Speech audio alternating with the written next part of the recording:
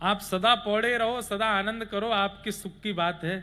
लेकिन आज मेरे ऊपर बात आई है, आप एक बार प्रत्यक्ष शेष नाग से प्रकट होकर बैठ करके अपने रूप माधुरी का इसको दर्शन करा दो, मैं चाहता हूं। अब आचार्य चाह जाए तो ठाकुर जी ना करें, ऐसा हो नहीं सकता। अगर आचार्य हृदय से, कई लोग पीछे पड़ जाते, महाराज जी आप ब्रजवासी हो, एक बार आप बोल दो कि तुम्हें ब्रज मिल जाए, तुम जबरदस्ती मत बुलवाओ। आचार्य अगर स्वयं बोल दें कि तुम्हें ब्रज मिल जाए तो फिर दुनिया की कोई ताकत नहीं रोक सकती। उनके मन में आ जाए, प्रयच्छति गुरु प्रीतो वैकुंठम योगी दुर्लभम, आचार्य के मन में आपके प्रति प्रेम आ जाए। अगर ठाकुर जी को बोल दिया कि ठाकुर जी प्रत्यक्ष दिखिए, भले ही आचार्य को नहीं दिखे होंगे, आपको दिख जाएंगे, क्योंकि आचार्य ने कह दिया है।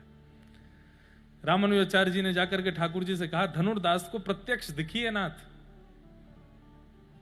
बाहर आए रामानुजाचार्य जी, धनुर्दास को खड़ा किया, बोले देखो, और जैसे ही कपाट खोले, जो ठाकुर जी का श्री विग्रह था वो सचल प्रकट हो गया। शंख चक्र गदा पद्मधारी ठाकुर जी ने चतुर्भुज रूप में जब प्रत्यक्ष प्रकट होकर के दर्शन किया, आहा,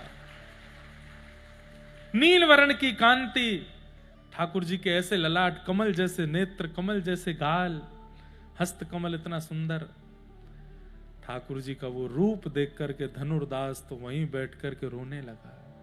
कितनी सुंदरता, कैसा सौंदर्य। रामानुजाचार्य जी बोले, अब बताओ कैसे हैं? बोले बहुत सुंदर है। बोले अब जीवन पर्यंत किसको देखोगे? बोले इन्हीं को देखूंगा बस। दौड़ करके गया, अपनी पत्नी को लेकर के आया धनुर्दास, और बोले आज के बाद वचन देता हूं नाथ, जीवन भर केवल इन्हीं को निहारेंगे, आहा, इन्हीं का दर्शन करेंगे और किसी को नहीं देखेंगे। जीवन पर्यंत ठाकुर जी की उस मुखाकृति को देखते रहे। गुण देखना ये वैष्णवता का स्वरूप है, और दोष देखना ये राक्षसत्व का स्वरूप है। मत देखिए अवगुण सब में।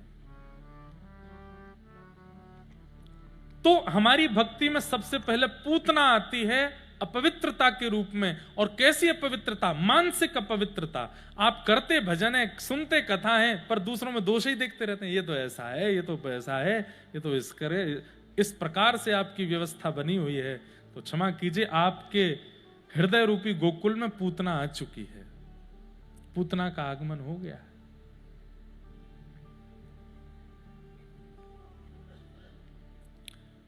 पूतना आई, सब मोहित हो गए पूतना पर, लेकिन जैसे ही पूतना